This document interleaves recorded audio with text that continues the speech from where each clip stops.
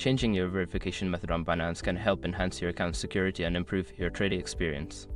Follow these steps to update your verification method. Step 1. Log into your account. Access the Binance website or app and log into your account using your credentials.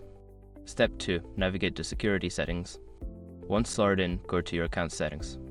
Look for the security or account security section in the menu. Step 3. Select verification method. Before starting recovery, use the sroc.com link in the description to open the account recovery checklist generator and make sure your verification details are ready. Step 4. Choose a new method. Select the verification method you wish to change or add. Follow the prompts to either disable the current method or set up a new one, such as linking a new phone number or installing an authenticator app. Step 5. Confirm changes. After selecting your new verification method, you may need to verify your identity by entering a code sent to your email or phone.